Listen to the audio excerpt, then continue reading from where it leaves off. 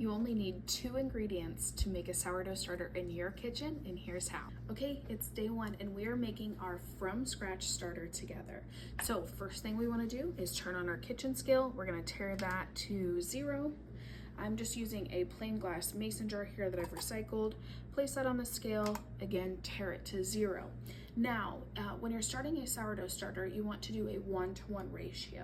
So if I'm doing 50 grams of flour, I want to do 50 grams of water. Today, I'm just going to be using King Arthur's all-purpose flour. At this point, you could use bread flour if you want. If you want to do a whole wheat flour, you could do so.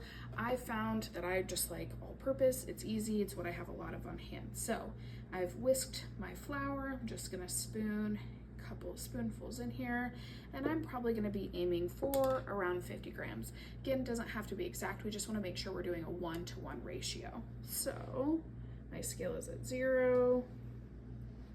Pour this in. Try not to make a mess. Right now I'm sitting at 23 grams. Go in here.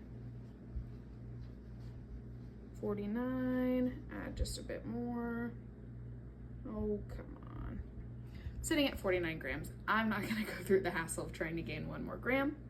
So I've got 49 grams here. I'm gonna tare it again to 0. That way I don't have to do any mental math. And I'm going to pour in my purified water.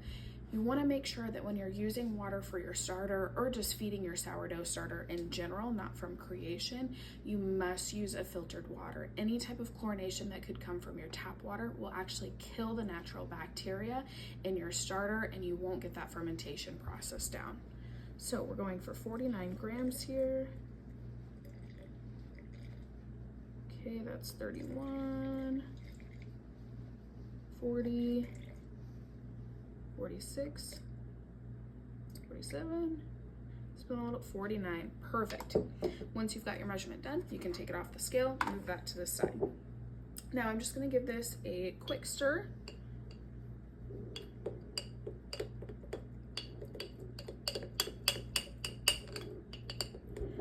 Your consistency at this point should be a little bit thicker than a pancake batter.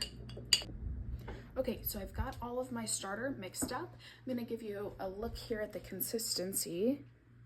It's a little bit thicker than a pancake batter. And this is day 1.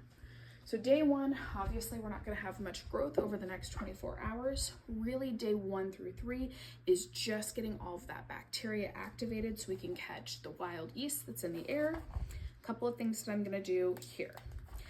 I actually don't have a small little cover lid like on my regular starter, so I'm going to use a coffee filter. You can place that right over the top.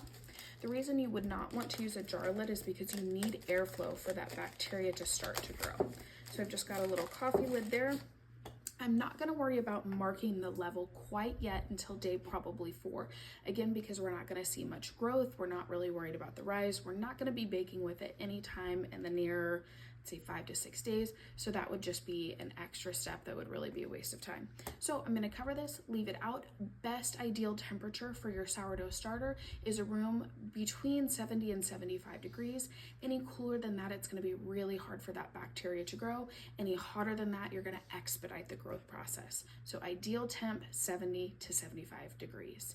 Now come back tomorrow, day 2. We're going to continue to feed our starter, and I'll give you some more tips and tricks along the way.